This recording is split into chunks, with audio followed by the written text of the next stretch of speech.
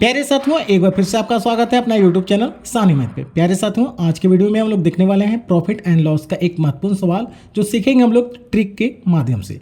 लिखा हुआ प्रश्न में, एक सब्जी विक्रेता 5 रुपया में 12 की दर से नींबू खरीद रहा है।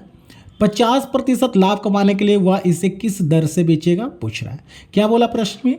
5 रुपया में 12 की दर से खरीद के ला रहा है, 50% का लाभ कमाना चाहते हैं, किस दर से बेचना होगा। ठीक है, तो ऐसे सवाल को बनाने का सबसे आसान तरीका मैं बता रहा हूँ। क्या बोला है कि 12 की दर से, यानी कि 12 की दर से कहने का मतलब है कि 12 वस्तु, क्या हो गया, 12 वस्तु खरीद के ला रहा है कितने में, 5 रुपया में।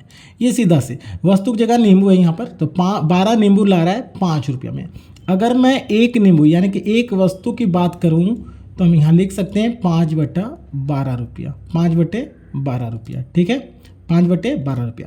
अब यहीं पे समझने वाली बात है, क्या मुझे इतना करना क्या ज़रूरी है? नहीं, मैं डायरेक्ट लिख सकता हूँ कि अगर कोई भी संख्या हो उसका एक वस्तु का दाम निकालना है, यानी कि जैसे कि यहाँ 12 वस्तु का दाम दिया होता, मैं एक वस्तु का दाम निकालूंगा तो सीधा जितना में रुपया होगा रुपया को ऊपर में और वस्तु को नीचे रखिएगा। ठीक है, क्या करना है, रुपया ऊपर में वस्तु नीचे रखिएगा तो हमेशा एक वस्तु का दाम निकल जाएगा। हमेशा किसका निकलेगा, एक वस्तु का दाम।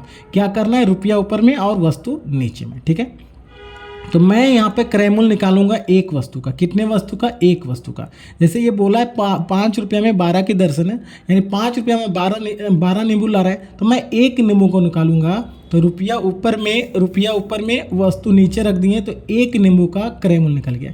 एक नींबू का क्या निकल गया, एक क्रय मूल्य। अब 50% का लाभ कमाना चाहते हैं। कोई भी चीज़ अपने आप में अगर 100% है, कोई भी वस्तु अपने आप में 100%, अगर 50% का लाभ कमाना चाहते हैं तो कितना बेचेंगे, तो 150% में। तो यहाँ पर भी कर देंगे 150/100।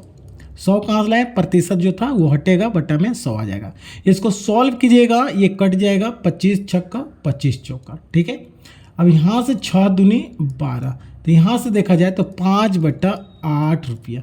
ये क्रय मूल्य से अब चेंज हो गया किस में, सेलिंग प्राइस में। क्यों? क्योंकि यहाँ पर मैं 150% में बेच दिया हूँ। ठीक है, तो 5/8 कहने का मतलब हुआ कि अभी बताएं कि रुपया ऊपर में वस्तु नीचे में होता है। ठीक है, यानी हम कह सकते हैं सीधा सीधे 5 रुपया में 8 की दर से बेचेगा। कितना, 5 रुपया में 8 वस्तु, 5 रुपया में 8 वस्तु, यानी 5 रुपया में 8 की दर से बेचेगा तो हमें 150% का लाभ हो जाएगा। उम्मीद करते हैं आज का सेशन आपको समझ में आई है, यह मेथड आपको समझ में आ गई है। प्यारे साथियों, वीडियो अच्छा लग रहा है तो लाइक कीजिए और चैनल को सब्सक्राइब कीजिएगा। चलिए इस तरह का एक प्रश्न और देख लेते हैं। देखिए, हमारा ये सवाल जो है लिखा हुआ प्रश्न में, एक फल विक्रेता 1 रुपया में 16 की दर से कुछ संतरे खरीदा है। बताएं कि 60% का लाभ अर्जित करने के लिए 3 रुपये में कितना संतरा बेचना होगा, पूछ रहा है। क्या बोला प्रश्न में, 1 रुपया में 16 की दर से खरीद के ला रहा है। ठीक है, 1 रुपया में 16 की दर से।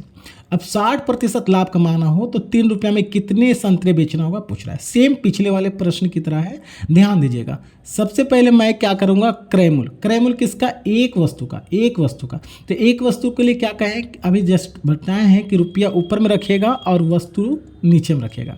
तो यहाँ बोला है कि 1 रुपया में आप 16 वस्तु खरीद कर ला रहे हैं, तो 1 रुपया ऊपर में और 16 नीचे में। रुपया ऊपर में वस्तु नीचे में रखिएगा तो एक वस्तु का क्रय मूल्य निकल चुका है, यानी एक संतरा का क्रय मूल्य निकल चुका है।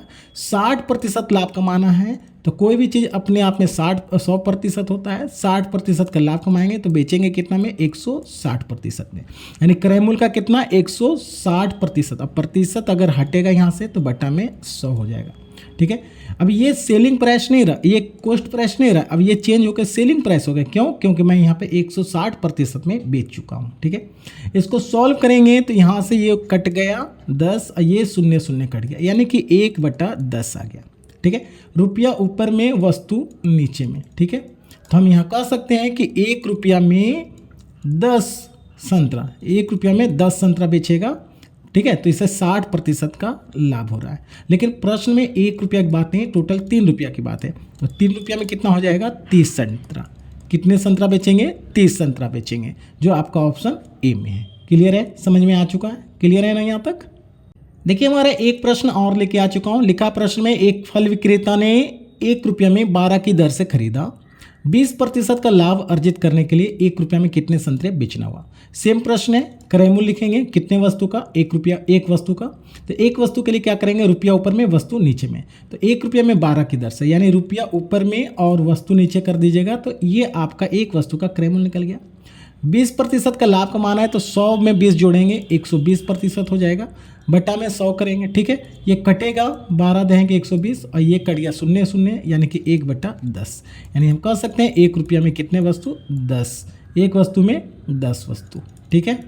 तो 20% का लाभ हो जाएगा। तो 1 रुपये में कितने वस्तु बेच रहा है, 10 वस्तु, जो आपका ऑप्शन ए में है। क्लियर है, यहाँ तक क्लियर है ना प्यारे साथियों, समझ में आ चुकी है तो आप मेरे कमेंट बॉक्स में यस लिखिए, ठीक है। तो आज के लिए बस इतना ही, फिर मिलेंगे अगले वीडियो में, तब तक के लिए धन्यवाद।